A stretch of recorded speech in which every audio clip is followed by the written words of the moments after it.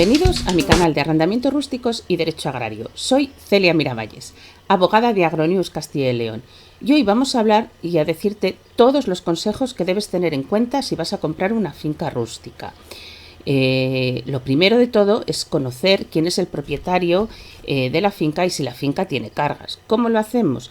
Pues pidiendo una nota simple al registro de la propiedad correspondiente al término municipal donde esté la finca. En ella va a constar quién es el propietario, además si es uno o son varios, si existe algún usufructo, quién es el usufructuario, que en este caso además es importante saber que es la persona que puede utilizar las fincas y por tanto conocer entonces si el que quiere vender tiene alguna limitación para la venta, ¿no? También en la nota simple registral nos van a decir si está coordinada la superficie con el catastro. También puedes pedir las certificaciones catastrales al propietario actuales para comprobar si las personas que figuran en registro y catastro como propietarias o titulares de la finca son las mismas. En esa nota simple registral pues también nos van a venir las posibles cargas que haya, hipotecas, embargos o servidumbres sobre la finca. De todas maneras hay que tener en cuenta que no todas las servidumbres se registran en el registro de la propiedad, por tanto también hay que preguntarle al propietario si tiene algún tipo de carga en ese sentido, como servidumbres de paso de energía eléctrica o servidumbres de paso hacia otras fincas, aunque las de paso normalmente suelen ser visibles con una simple visita a la parcela. Bueno, en segundo lugar, tienes que asegurarte que la finca no está arrendada ni tiene ocupantes en ella, ¿no? Que estén realizando labores. Con una visita a las fincas puedes comprobar el estado de las mismas y si hay instalaciones también, por supuesto, el estado de las instalaciones, ¿no? Si hay alguna labor, si se ve que está cuidada o no cuidada la finca y todo esto para evitar problemas posteriores con los posibles ocupantes que no te haya dicho el propietario, ¿no? También te puedes informar a través de otros agricultores de la zona si está siendo cultivada por un tercero o, bueno, pues decimos cualquier dato que nos pueda revelar una posible existencia de un arrendatario, ¿no? Porque es que incluso, aunque no nos lo diga el propio propietario, si hay un arrendatario, este arrendatario tiene derecho de retracto y preferencia para adquirir la finca, además de poder seguir continuando por el tiempo que le reste del contrato de arrendamiento que tenga suscrito o acordado con el propietario. Es cierto que si existen este tipo de cargas, igual que las otras que han sido ocultadas, evidentemente se puede intentar anular la compraventa, incluso además puede existir hasta un delito de estafa o de fraude por parte del propietario al vender algo que no es lo que se quería comprar. Por tanto, bueno, si hay un contrato de arrendamiento y te lo dice, pídele ese contrato de arrendamiento y además pídele que suscriba con el rentero un acuerdo de terminación, de finalización del arrendamiento con fecha anterior a la que vayáis a ejercer la compraventa. Y como hemos dicho también, hemos apuntado si hay instalaciones que se vayan a arrendar con las fincas, como naves, vallados, maquinarias, pivos, sondeos, conviene realizar un anexo al contrato de compraventa realizando un inventario en el cual además se pueden añadir fotografías que demuestren el estado de los bienes, ¿no? Sobre todo esto es recomendable si entre el posible contrato privado de compraventa o de arras y la escrituración en notario va a transcurrir bastante tiempo, ¿no? En tercer lugar, por supuesto, recomendable realizar el contrato de compraventa por escrito, con independencia de que luego posteriormente, si sobre todo el trámite va a tardar, se vaya a realizar en escrituras públicas. Son perfectamente válidos los contratos verbales y los acuerdos verbales de compraventa, pero luego tenemos siempre los problemas probatorios, los problemas de prueba. Un escrito, un contrato de compraventa privado da total seguridad jurídica y más aún si se va a dar una señal o arras que se harán constar en ese contrato. Si estas son confirmatorias, las arras será a cuenta del precio, que también pueden serlo si son penitenciales, pero las penitenciales dan derecho a resolver el contrato y a echarse atrás. Por lo tanto, si te echas atrás como comprador, las pierdes. Los datos mínimos que deben constar en el contrato de compraventa, por supuesto, los datos personales de las partes firmantes, nombre, apellidos, domicilios, DNI, tanto del propietario o vendedor como del comprador. Ojo, la persona que tiene que firmar es el propietario titular de las fincas o alguien que tenga un poder notarial de este propietario. Los datos de las fincas, por supuesto que también tienen que hacerse constar: número de polígono, parcela, municipio, superficie, referencia catastral, si tenemos datos del registro de la propiedad. Recuerda que si no está inscrita en el registro de la propiedad, se puede comprar igualmente con los datos catastrales, pero luego dependerá de las circunstancias, tendrá más o menos facilidad para acceder al registro. Y desde luego que si te lo vende una persona que, aunque te demuestre que es la propietaria, no es la persona que figura en el registro de la propiedad, también hay que tener en cuenta los gastos añadidos a esa compraventa para poder poner en orden e inscribir esa compraventa en el registro de la propiedad, ¿no? Como pueden ser más documentos o trámites notariales o incluso judiciales. En el contrato privado de compraventa, pues tienes que hacer figurar el precio de compra que se va a pagar para evitar posibles problemas de retracto. Yo siempre aconsejo al que compra poner el precio real de la compraventa, ¿vale?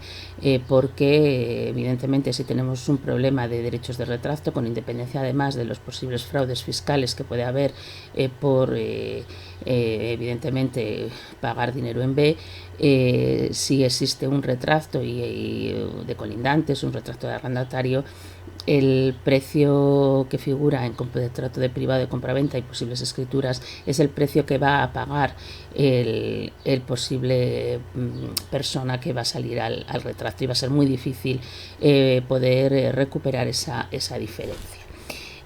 También es recomendable, por supuesto, poner en ese contrato privado de compraventa la fecha en la que se va a ir al notario a firmar las escrituras públicas, e incluso poner una penalización en caso de retraso por la parte que cause ese retraso en ir a la notaría.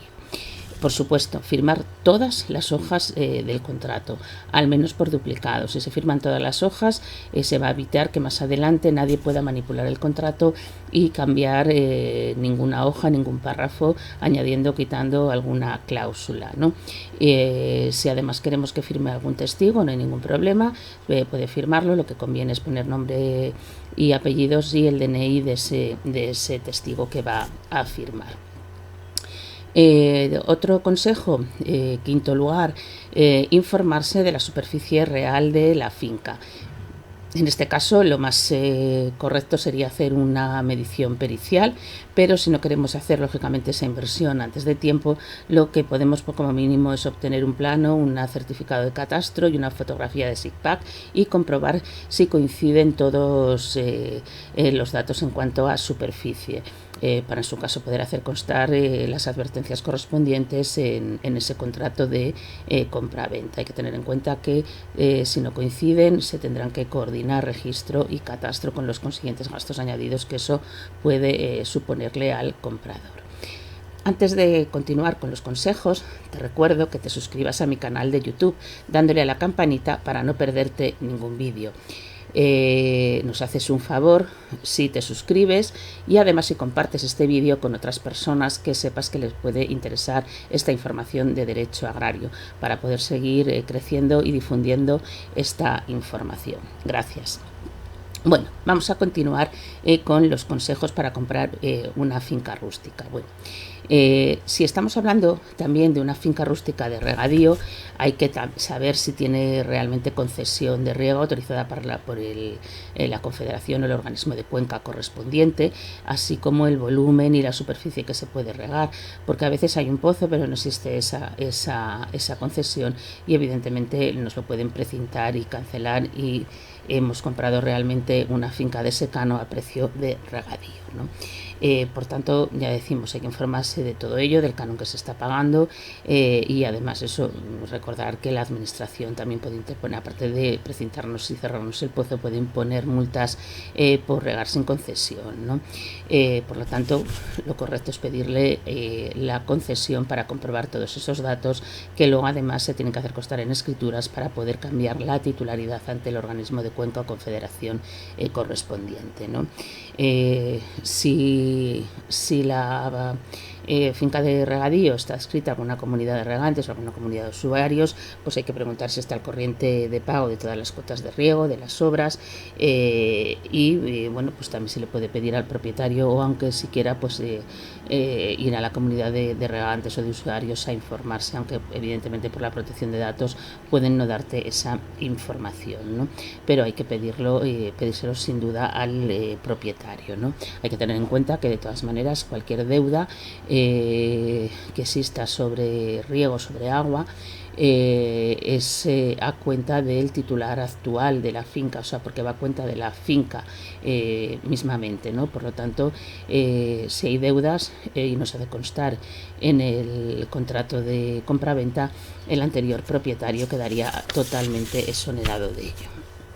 En séptimo lugar, tenemos que establecer claramente en el contrato de compraventa todos los gastos y todos los impuestos que va a pagar cada parte, quién va a pagar el notario, el impuesto de transmisiones patrimoniales, el registro de la propiedad. Lo normal es que lo pague el comprador. Aunque si se dice que el pago será según ley, el notario, hay unas primeras escrituras que las tiene que pagar el vendedor. Pero bueno, lo habitual es que todo lo pague el comprador. De todas maneras, en cuanto al impuesto de transmisiones patrimoniales, que lo tiene que abonar el comprador, hay que tener en cuenta que si eres agricultor con una explotación prioritaria, calificada como prioritaria, tiene importantes bonificaciones hasta, bueno, pues desde un 75% hasta el 100% de ese impuesto, ¿vale? E incluso si tienes certificado de explotación prioritaria, hay una reducción en las facturas del notario y del registro de la propiedad de hasta el 30%. En octavo lugar, pues vamos a otro consejo, a hablar sobre el tema de los derechos de la PAC.